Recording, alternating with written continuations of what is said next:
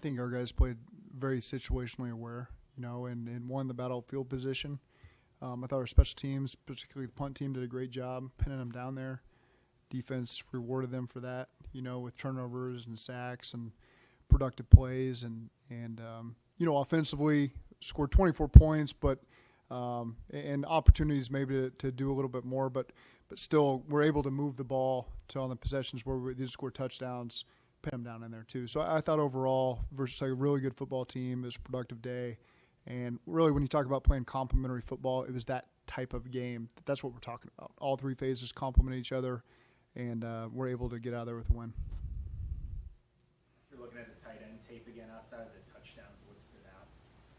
Everything. I mean, the blocking in the run game, they were all asked to do that. Just some of the plays that they made, period. It's Tanner had a big one on 3rd and 1, with kind of the double move. Caught a big play there. Irv had the play on the first drive that got us down in there into scoring range. Then he finished off with a touchdown. Drew obviously had the touchdown. And so there was just really good things, I thought, by all four of those guys that helped us win. The expanded use of the tight end, is that more a case of like, look, that's just what the defense gave us, Yeah. or is it like just, or is it more like we wanted to emphasize those guys more? No, they're always a part of the plan. And some games the ball's going to go that way, and some days it won't. And I think you could see, Jamar's targets were down in the first half because of it wasn't because we weren't calling things that could go that way. It's just that was a decision they made. And so the ball went to some other people, and guys stepped up, and that's what we needed. Do you expect Jamar Chase to be able to play against the Texans, or is it still too early? I think I was just with him. He's sore right now, so it's impossible to say the day after the game, and we'll just take it day to day with him. What's your understanding of kind of how that all kind of played out? It sounded like he just kind of got sore as the game went on. I mean, what kind of information do you have on that? I think it was when he landed on it, down the field. But beyond that, it's we'll see as we continue to go, and that's not trying to raise any warning signs or anything like that. It's just right now sore. Back to Talking the, about that deep ball down the middle, I guess. I think I haven't asked directly, but I just assumed that was the one where he was slowest to get up. with the tight ends, Herb has the fumble and Tanner gets promoted. Do you have a talk with him and say, hey, you're still on our plans, you're still a part of this, or is that just something that needs to be understood that he has to? This was something, Tanner, I went back to, Tanner was probably the 54th guy as we made that decision, at Final Cuts. And he did a lot of things that were positive to put him in that position. So that was something that always weighed in the back of our mind of guys that are deserving for opportunities. And that doesn't speak to another person. That just speaks to guys that we have on our roster that continue to earn it through the way that they practice. And I thought Tanner, the week before we promoted him, had an outstanding week of practice. I remember him making plays in the red zone against our defense. And, you're just kind of watching it with Duke and just saying this guy deserves an opportunity. And it doesn't speak poorly to the other guys in the room. Just because one guy has one fumble doesn't change your whole – that's not how we react to things. We look at the body of work, and Irv has done some really great things over the course of the season that, again, probably don't get written about because they're not all things that are splash plays necessarily. But we got a lot of confidence in Irv and the other guys in the room, and it was just an opportunity for Tanner to get up, and when we got him up, let's see what he can do, and he was able to do some good things for us. What impressed you the most, going back on the tape, Zach, about the offensive line, the way they blocked in certain situations? Well, it's just the consistency from week to week for them. We faced some really good defenses and players. So we've had matchups that would be viewed as very difficult matchups, and our guys have just risen to the challenge. And so, and Joe's able to help them too by moving a little bit when he needs to, because it's not always perfect in this league. I've mentioned the types of D-lines that are out there, but just the character and the chemistry of that room. They do a great job communicating. They have a great plan going in the game. They do a great job evolving as the game goes. And so, again, it's a room that you've got a lot of trust and faith in is going to step up in the big moments and be able to protect and find some runs when you need them as well. What did you see on Joe's touchdown run? Joe Mixon's? Yeah, just great job creating movement. So it was third down. It was a situation early in the game where you felt comfortable running it there, knowing that if it didn't work, we'd probably go for it on fourth down. And those guys got the movement we needed, and Joe walked right in. Deep throw to Boyd to close it out. Also, 3rd and 10 throw to Boyd. Both great throws. But what did you like about Boyd and what he did on those two plays? Those are core plays for TB. Plays he's repped 1,000 times. So the trust that's there between him and Joe, and the third and 10 was right in front of me, great touch, and TB did a great job. I mean, kind of behind his eyes catching that ball. That's can be sometimes more difficult for guys than you realize, and he did a great job hauling that in, getting his feet in. And then that last one, the 1st and 10, there were 3 minutes and 40 seconds or whatever it was. Just core play for us that our guys have executed a million times. It was man coverage. Joe did a great job reading it. TB was where he needed to be. The throw was kind of thrown before he came out of his break, knowing he was going to flatten it. TB knowing I got to flatten it here, and knowing where Joe's going to throw it, and just then staying in bounds, getting more yards, getting us into plus territory there so that we could finish the game off the right way with a field goal if needed. Or finish it the way that we did. And so, again, can't say enough good things about the chemistry that those two guys have. Do you expect to get Charlie Jones back this week? We expect we'll make a decision here in the next couple of days. I don't want to jump ahead here, but things are positive with him to hopefully bring him back to practice this week. You look at the division standings and you realize every team's 2 or more games above 500. Then you look back at the weekend and you see that everybody won again in the division. What's it like to see the way that this division's gone so far this year and continues to go week by week? We know how difficult it is, and I think other teams that come play our division realize what the 4 teams in this division go through on a yearly basis. The good news is you get opportunities to all those teams again, and so you get a chance to earn your keep and move yourself how you want to be moved. And so those opportunities will all be down the road. And but as we all know, it's been proven time and time again, this is a very difficult division. Does it add pressure at all on weekends like your all's bye when they all win, or like this week when they all win? We're at the point in the season where you just got to control what you can control. So the pressure, there's always pressure. You got to win every week because of the way that these seasons can shake out and the teams that can rise and fall as it goes. And so our team just knows that you just got to take it week in and week out and do everything you can to find a win. The defense is already approaching the number of picks it had all of last season. Why have you guys been a better team this year generating interceptions? That's a good question. I don't know that I would have known that. It's when the ball's in the air, they make a play. I think I've seen that when they get their hands on it, they've come down with it. And I wouldn't say we've worked on it anymore. That's always been a big focus from our defense and practice, doing their ball security circuits and preaching it during practice and letting know how many attempts are made at the ball. This year so far, we've created a lot of opportunities that we've capitalized on. All up tight ends that have come through here in recent years have sung the praises of Coach Casey. Yeah. What is it about him? What's unique? Everything, I think.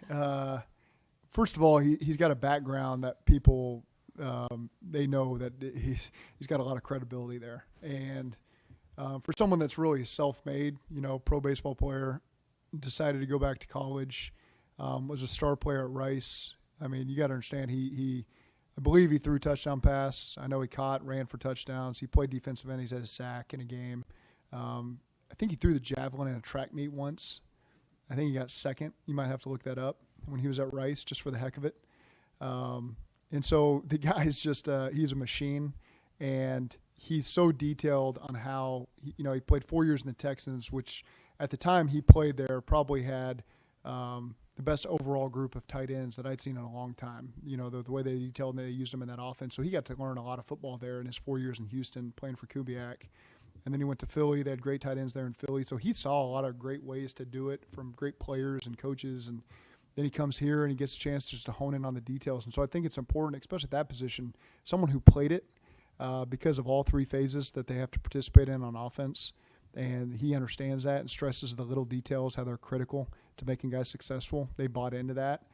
He has a great way about him of relating to these guys, of making sure that they understand how important their job is and how critical every mistake would be. But at the same time, those guys love spending time. You walk by his office and there's always somebody just sitting in there watching tape on their own.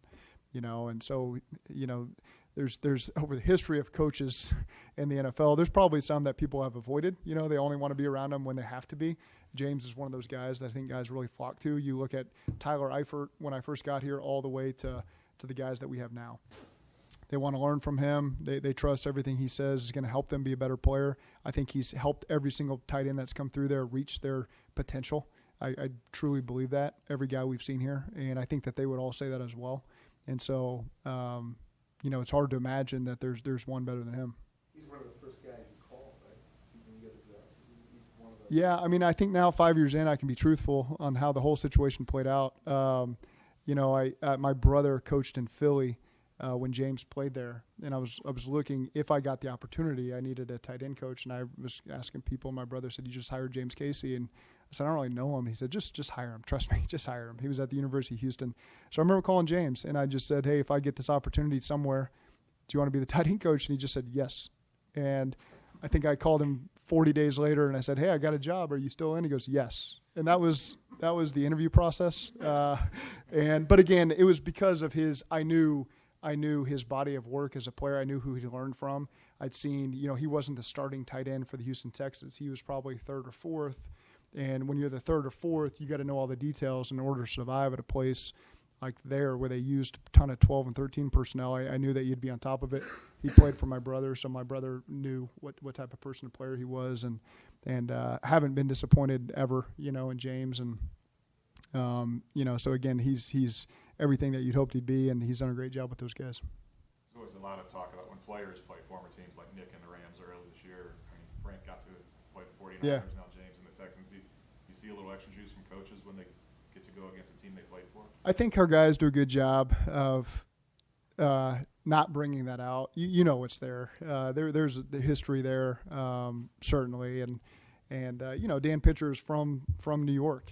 Playing the Bills is always an experience for him, and so there's a lot of guys that go through that kind of stuff, and that's what the cool part about the NFL. But again, what's so special about guys like Frank and James, like you said, is they just focus on what's important right now, and that's getting the players ready. And but yeah, to say that there's not special moments there with their family and friends and people they played with before, I'm certain that exists.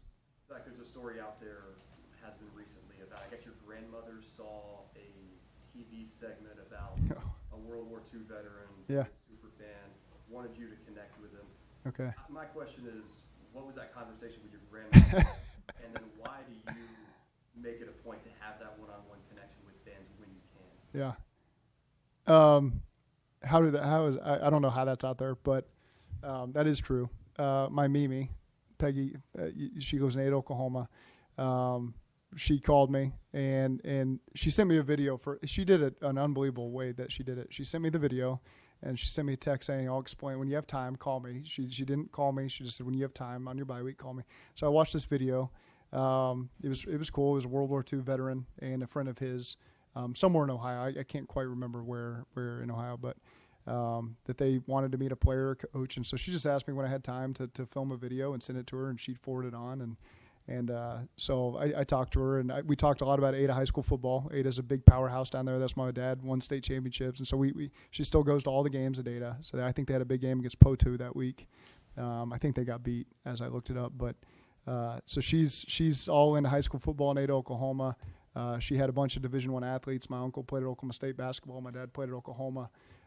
So she's been through more sporting events than any human that's ever existed, various things. And so she's always watching us from afar. I don't really still understand how she came across this video from Ohio, but she did. She said it played locally in Oklahoma, and she saw it, and she wanted to follow up. And so she sent it to me, and I filmed a short video, and don't know where it's gone from there, but sent it back to her. It must be out there, I guess, now. Yeah, no, I mean, it's out there. Okay. Does she do that a lot? Or? No. She's this one was important to her, and so it was important to me. Zach, you're kind of saying after the game last night, you wanted to maybe think a little more on some of the decisions, Yeah. the fourth down stuff. Did you go back through those and have any thought? Did it change some of your view on some of the stuff there on those fourth downs? Yeah, I won't get into great detail about it, but it was all worthy of conversation. And again, there's different moments in the game I think called for different things. The one thing you do walk away with is anytime you pin the other team's offense down there, our defense is really good, and so you should never really second guess that. But there is an aggressiveness that you can play with on offense too to score more points early in the game. So there's a lot of things to balance there. We talked in great depth about anything we would do differently, and if that'll change going forward. The opponent always dictates that as well, but I think it generated a lot of good conversation this morning that we learned from. I say you guys have always been pretty good at evolving with that type of stuff. I mean, you can't be, this is our math, Yeah. right? How much does that dependent on on your team as your team evolves? Does that change things for you? It in game, you know, and certainly you've got one way you think the game can play out, and you make some decisions before the game on how we'll play these situations. And then as the game goes, you have to respond to how the game goes. And so Sam does a great job of keeping me informed on what the information says we should do. But that doesn't mean as the game flows and how your defense is playing or how your offense is playing or how you're punting the ball, how you're kicking the ball, all that stuff matters as the game goes. And so I think that we do a pretty good job of taking in that information and evolving as the game evolves too. As you continue to be in the league, how much do you value having the analytics guy or someone who has all the numbers in the headset as you make decisions real time in those kind of situations? It's invaluable for us. And again, Sam does a great job with how he communicates. There's a lot of trust there. But again, that relationship is just as important as the analytics are. You know, him knowing how to talk to us in game and understanding my responses, sometimes not taken personally. But that's critical. You know, there's a chemistry there and there's a relationship there and a trust factor there that allows us to evolve in game and allows us to communicate in a way that I think helps us be successful. It seemed like as just like last night went on, the defense seemed to have things in check. Brad was having a good night, and so it kind of reflected maybe some of your decisions. It certainly factors into it, you know. And again, I think I thought we played great complementary football in all three phases that factored into that. You feel like you've been generally more conservative this year? I haven't looked back at how it compares to last year, to be honest with you. I feel like this was I shouldn't be so quick to say that, but it feels like there was a lot more decisions last night than we've had overall. It hasn't been that many decisions over the course of the year that have come down to that fringe area that we were in. So maybe I feel like there's been fewer moments than maybe years past is the best way to put it. Is it easier to address the 6 penalties for 49 yards when you win? No, it's not easy. No, I mean, it's the critical ones where we had a 3rd and 1 that I think ended up in a 4th and 15 or 20 that knocked us out of scoring range. And those were critical. That was on offense and special teams. And that came off a turnover, you know, so that was a decision to punt on 4th and 2 that we pinned him down there, I think on the 11. Cam got the pick 2 plays later. And then we get down to a 3rd and 1 that we end up getting knocked out of field goal range. And so those are situations we've got to be better at because ultimately that can end up costing you points that may in a 1-possession game end up costing you the game. What's it like to see the defensive line kind of continue to evolve and come up with big pressures and sacks in pivotal moments? Yeah, and it can be a different guy in each moment. You know, they're all getting hits on the quarterbacks and they're all affecting them, and whether they're getting credit for sacks or not, you can feel all those guys. And that's been the 4 starters. That's been Josh last week at San Fran. That's been Cam Sample. Miles Murphy and Joseph coming in their own as well. Zach Carter's going to have his moment. So you really feel it from all those guys on the D-line have stepped up when we needed them. And it's just not the same. It doesn't have to be Trey Hendricks in every play or DJ or saying, you know, it's all those guys have had their moments, and you got to have that as the season goes on. You spoke last Monday about night games here. Mm-hmm. What did you think of the stripes? Awesome. Yeah, cool. I mean, I looked at a lot of pictures. That was probably the one thing I did. I watched the game on my iPad, and then you know, my wife had a different view, obviously, so I got to see pictures that she had. And special, you know, they were swinging Sweet Caroline in the second half. I almost started singing. You know, it's like it was. You could tell people were feeling pretty good in the second half, whether we were winning or not. You know, they'd had a long day, and you could tell that the energy was feeling good, and that was just great energy for our team. And I'm sure Buffalo fans would say the same thing as they came here and enjoyed that environment. Like I've said before, I've had other coaches that have played here talk about the night games and how cool it was, and so, you know, credit to everybody who's a part of the game day experience here. They've really done a great job, and makes it a lot of fun, and our team responds well. And, you know, we feel like we win a lot of games when the lights are off here in the stadium. And I don't know the exact record or math, and sometimes 4:30 games turn into night games as well, but it certainly feels like positive energy when we're playing night games here. Said your wife had pictures to show you. Was she like pictures of the atmosphere, what you're talking about? Just the stripes and stuff in the stadium. More excited to show you those pictures than like a typical week with stripes and all that? She was excited we won, and so yeah, it's always good. It's always good for everybody when we win. Knock on wood, I was just curious after the Texans game, but do you have an emergency kicker? Yeah. Have you ever seen anything like that? I'm sure you don't want to divulge who it is, but have you ever seen anything with a kid like that kid did yesterday? Well, I think Kansas City did something similar. I don't remember the situation. I can't remember if it was a tight game or a meaningful game, but I think they had an injury last year, if I'm not mistaken, and one of their safeties kicked it. I think I'm right? Kansas City maybe last year, the year before. Yeah, Reed did it. So it's happened. It's never fun, and you got to have contingency plans for it. But it can happen.